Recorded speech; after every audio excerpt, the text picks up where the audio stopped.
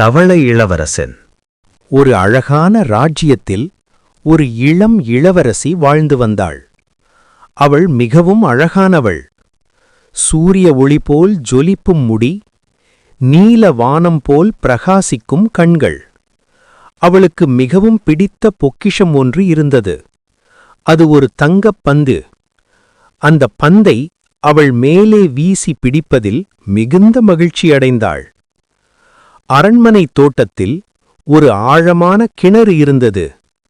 அந்த கிணற்றின் அருகில் அவள் தினமும் தன் தங்கப் பந்துடன் விளையாடுவாள். ஒரு நாள் வெப்பமான ஒரு மதிய வேளையில் விளையாடிக் கொண்டிருந்தபோது திடீரென அந்த தங்கப் பந்து அவளின் கையிலிருந்து தவறி விழுந்தது. பந்து கிணற்றின் விளிம்பில் மோதி கிணற்றுக்குள் விழுந்தது. கிணறு மிகவும் ஆழமாக இருந்தது.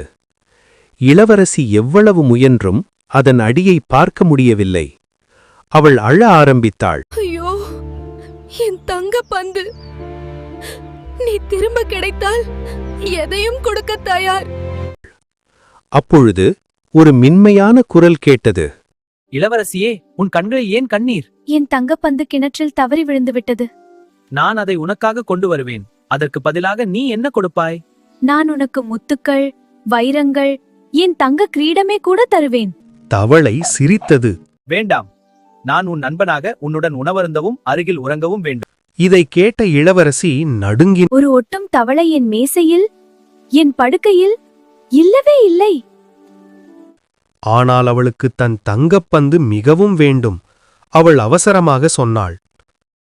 சரி, நீ கேட்பதெல்லாம் செய்வேன். ஆனால் அவள் மனதில் அந்த வாக்குறுதியை காப்பாற்றும் எண்ணமே இல்லை. உடனே தவளை கிணற்றுக்குள் பாய்ந்தது. சில நொடிகளில் தங்கப்பந்தை மேலே தள்ளிக் கொண்டு வந்தது. இளவரசி மகிழ்ச்சியுடன் பந்தை பிடித்துக் கொண்டாள். ஒரு நொடி கூட யோசிக்காமல் அரண்மனைக்கு ஓடிவிட்டாள். தவளை கூப்பிட்டது. நில்லு இளவரசியே, நீ கொடுத்த வாக்குறுதியை மறக்காதே. ஆனால் அவள் கேட்கவே இல்லை. அன்று இரவு ராஜா குடும்பம் உணவருந்திக் கொண்டிருந்த போது அரண்மனை கதவில் டக் டக் என்று தட்டும் சத்தம் கேட்டது. இளவரசி கதவை திறந்தாள். அங்கே அந்த தவளை. இளவரசியே, கிணற்றருகே நீ சொன்ன வாக்குறுதி நினைவிருக்கிறதா? இளவரசி பயந்து கதவை மூடினாள். ராஜா கேட்டார். என்ன விஷயம் மகளே? ஒரு தவளை என் வாக்குறுதியை நினைவுபடுத்துகிறான், ஆனால் அவனை நான் விரும்பவில்லை. ராஜா அமைதியாக சொன்னார். ஒரு இளவரசி தன் வார்த்தையை காப்பாற்ற வேண்டும், தவளையாயினும் சரி. மனமில்லாமல் இளவரசி கதவை திறந்தாள். தவளை அரண்மனைக்குள் நுழைந்தது. தவளை அவள் தட்டிலிருந்து சாப்பிட்டது. அவள் கோப்பையிலிருந்து குடித்தது. அவள் மனம் அருவருப்பில் நிறைந்தது. ஆனால் ராஜா அவளை கவனித்துக் கொண்டே தலையசைத்தார். பிறகு தவளை சொன்னது. என்னை உன் அறைக்கு கொண்டு போ, உன் படுக்கையில் தூங்க வேண்டும். இளவரசி அழுதபடி கேட்டாள். அப்பா, இது அவசியமா? ஆம், வாக்குறுதி காப்பாற்றப்பட வேண்டும். மனசு கனத்தபடி அவள் தவளையை அறைக்கு கொண்டு சென்றாள். படுக்கையின் அருகே வைத்தாள். தவளை சொன்னது. நான் தனிமையாக இருக்கிறேன், நல்ல இரு முத்தம் கொடு. இளவரசி நடுங்கினாள். ஒரு தவளைக்கு முத்தமா? ஆனால் தந்தையின் வார்த்தைகள் அவள் காதில் ஒலித்தன. கண்களை மூடி வேகமாக அவள் தவளைக்கு முத்தமிட்டாள். அடுத்த நொடி தவளை மறைந்தது. அவளின் முன் ஒரு அழகான இளம் இளவரசன் நின்றான்.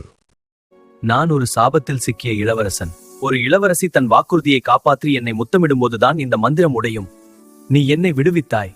என் ராஜ்யத்திற்கு வந்து என் ராணியாக இருப்பாயா? இளவரசி சிரித்தாள். ஆம், நான் வருகிறேன். தன் தந்தையிடம் நடந்தவற்றையெல்லாம் கூறினாள். அடுத்த நாள் அவள் இளவரசனுடன் சென்றாள். அவர்கள் திருமணம் செய்து கொண்டு மகிழ்ச்சியாக என்றென்றும் வாழ்ந்தார்கள்.